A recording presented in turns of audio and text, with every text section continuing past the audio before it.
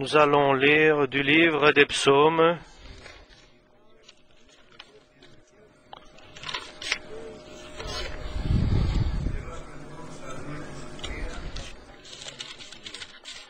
chapitre 23, livre des psaumes. L'Éternel est mon berger, je ne manquerai de rien. Il me fait reposer dans de verts pâturages. Il me dirige près des eaux paisibles. Il restaure mon âme. Il me conduit dans les sentiers de la justice, à cause de son nom. Quand je marche dans la vallée de l'ombre de la mort, je ne crains aucun mal, car tu es avec moi. Ta houlette et ton bâton me rassurent. Tu dresses devant moi une table, en face de mes adversaires. Tu oins d'huile ma tête, et ma coupe déborde. Oui, le bonheur et la grâce m'accompagneront tous les jours de ma vie.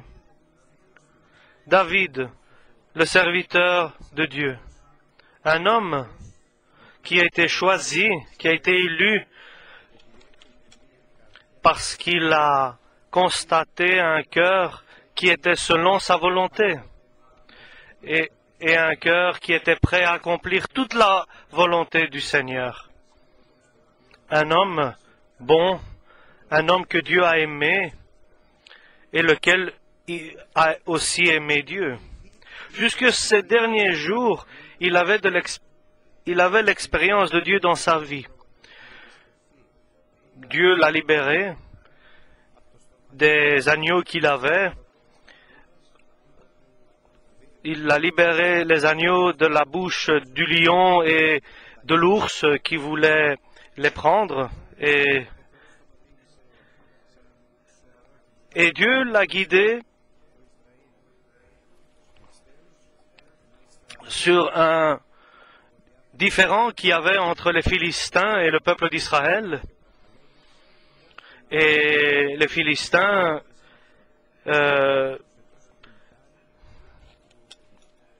provoquaient le peuple d'Israël, mais Dieu a donné beaucoup de présence et d'assurance et d'autorité à David et de courage. Avec l'aide de Dieu, il a pris et il est allé battre Goliath. Dieu lui a donné quelques années à David pour qu'il vive avec le roi Saoul. Et Saoul, le roi, l'utilisait dans son armée pour combattre les ennemis. Et plus tard, il était pris de panique. David était pris de panique. Il était parti en exil pour sauver sa vie parce que Saoul a voulu, à cause qu'il était jaloux des victoires de David, de le tuer. Et David voulait que Dieu soit avec lui, que Dieu le soutient, le protège, le garde. Et dans cette vie qui était très intense, il a passé beaucoup de situations, mais une chose était le résultat de toute sa vie.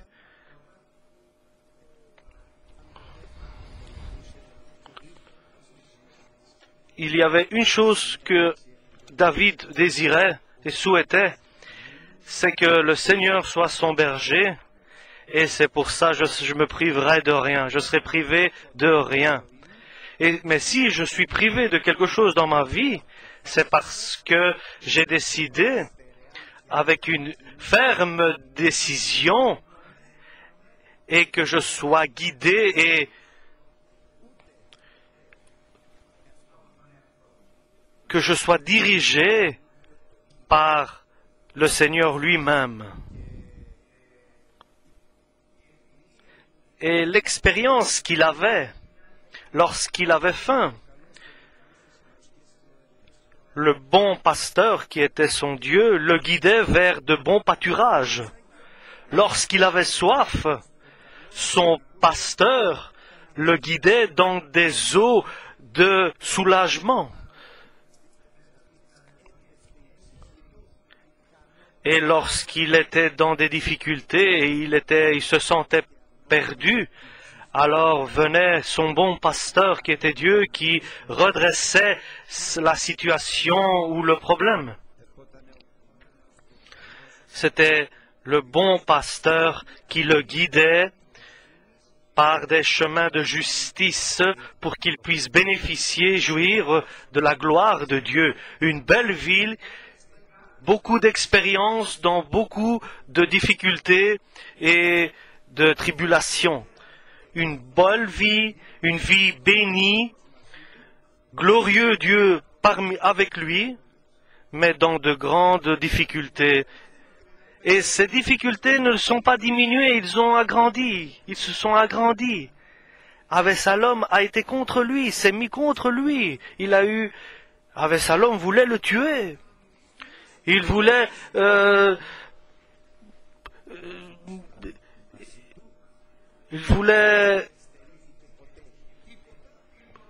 dire des mots contre lui.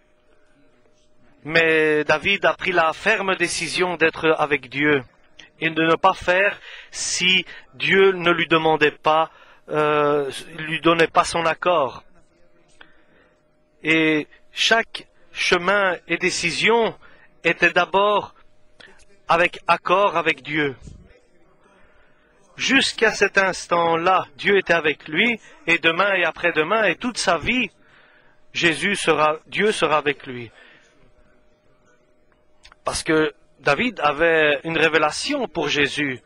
C'est celui qui a dit que le Seigneur a dit à mon Seigneur, assis-toi à ma droite. Il avait une révélation pour la venue du Messie. Ce sont des psaumes où il disait, mes mains ont été trouées et sur mon habit, sur mon vêtement, ils ont jeté un sort. Ils ont tiré au sort pour celui qui va le prendre. Et il avait beaucoup d'assurance pour l'avenir. Il n'a pas toujours eu de bons jours, mais il savait que demain et après-demain, Dieu peut le faire passer par des épreuves. Et même, disait-il, si je dois passer par des moments très difficiles, parce que je sais que Dieu est avec moi. Mais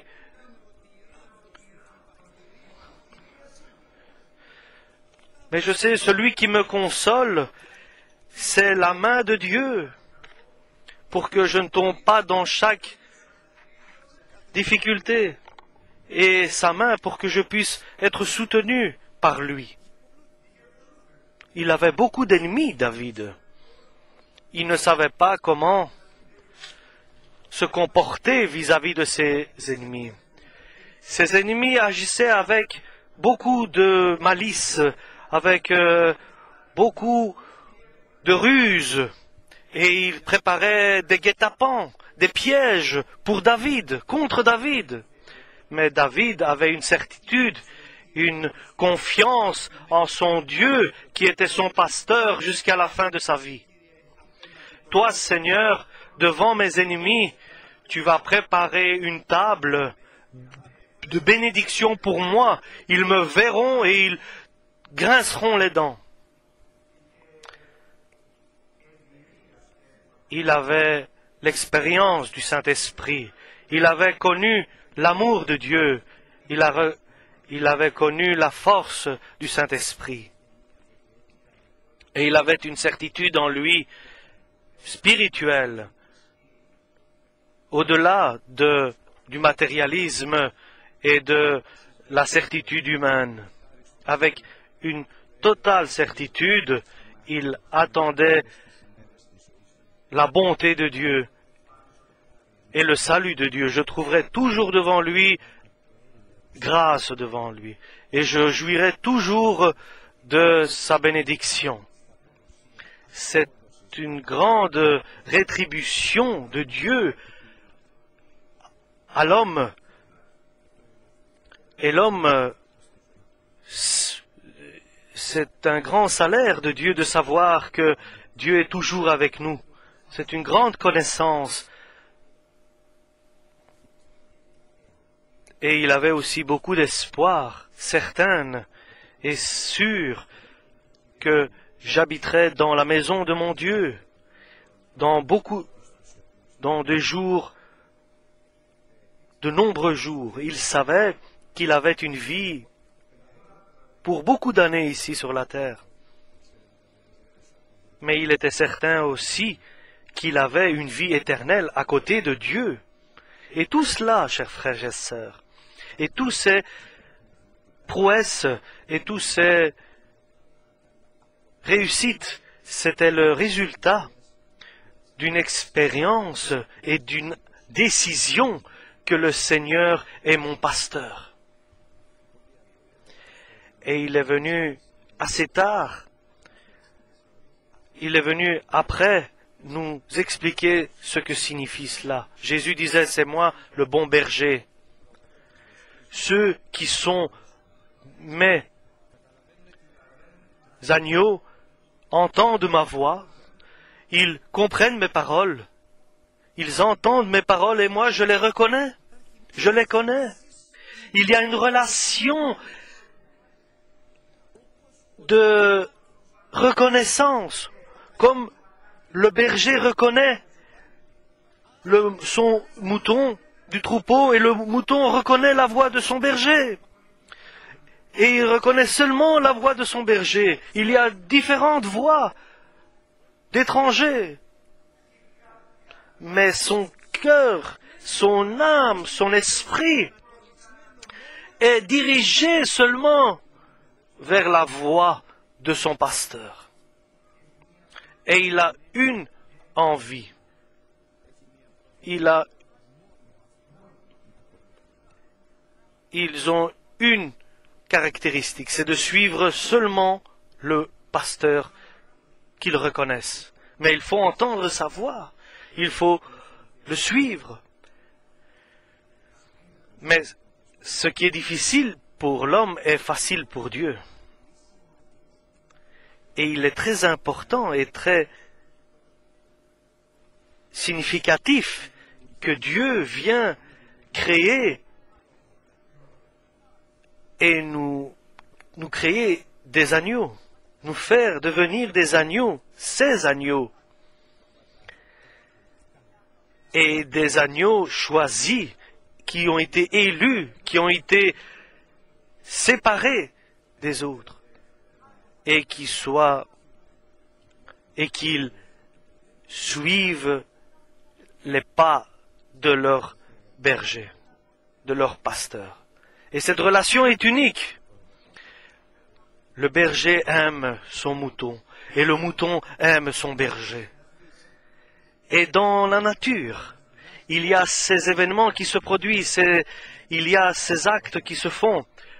C'est une image que donne Dieu parce qu'elle existe. Et le Saint-Esprit nous enseigne l'amour et les relations de l'homme avec Jésus lorsqu'il prend cette décision bénie.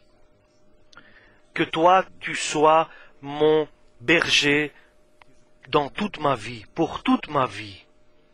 Et là, on commence à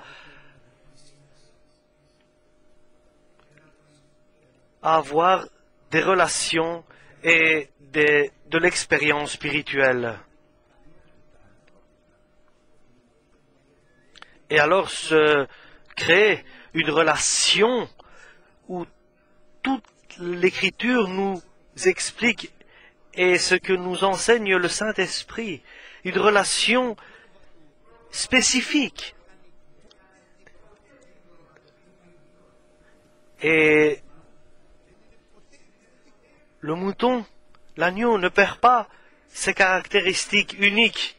Il ne prend pas la première place.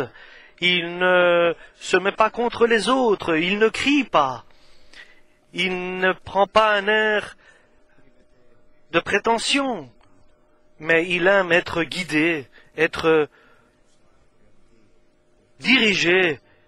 C'est celui qui a choisi la bonne part. Ça, c'est l'agneau qui accepte d'être guidé par son pasteur, parce qu'il sait.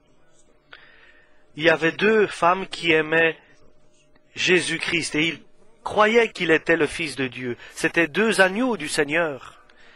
Ils ont ouvert leur cœur et ils ont dit, viens Seigneur, viens dans notre demeure pour que nous puissions te servir. Et Marthe s'occupait de beaucoup de travaux ménagers dans la maison, mais Marie, sa sœur, elle donnait de l'attention. Elle était obéissante, elle était dans l'humilité, elle était au pied de Jésus. Et le bon pasteur parlait et il annonçait. Et l'agneau écoutait avec attention et il prenait ses paroles en lui. Il recevait ses paroles. Et Marthe s'est fâchée, s'est mise en colère. Seigneur, ça ne te fait rien que Marie, ma sœur, ne s'intéresse pas de m'aider pour faire le ménage dans la maison. Elle s'est mise en colère. C'était un agneau aussi, mais il faut qu'il devienne... Il y a une différence. Il y a une différence entre l'agneau et l'agneau. Un agneau qui a une relation étroite avec son pasteur. Par contre, il y a un autre agneau qui va d'un autre côté, il va par-ci, par-là, il a ses propres pensées, avis, ses propres avis. Et Jésus lui a expliqué avec douceur, tu œuvres et tu agis avec beaucoup d'attention pour la maison, pour le ménage. Mais Marie, ta sœur, a choisi la bonne part, la part de l'enseignement, la part de la parole. Et cette parole qu'elle a choisie, personne ne pourra la prendre, personne ne pourra la ôter. C'est le Seigneur qui est mon bon berger. Je vais me priver de rien. Je serai privé de rien en étant avec lui. Je ne sais pas si Marthe a compris ce message, mais je pense que Marthe viendra le moment où elle comprendra ce message. Il y a eu beaucoup de rois qui étaient bons dans le peuple d'Israël. Il y a eu beaucoup de bons chrétiens dans le peuple. Il y a eu 12 disciples qui étaient près de Jésus. Mais un parmi eux disait, Jésus m'aime plus que les autres. Il ne donnait pas son nom, mais nous savions que c'était Jean. Il y a des bonnes relations avec Jésus. Il y a des meilleures relations avec Jésus. Et il y a des relations encore beaucoup plus étroites avec Jésus. C'est celui qui est tout près de Jésus, très près de Jésus. C'est celui qui tombe dans ses bras. C'est celui qui tombe... C'est la différence. C'est dans le caractère de l'agneau. C'est dans le caractère de l'âme de l'agneau. C'est dans le cœur de l'agneau. C'est celui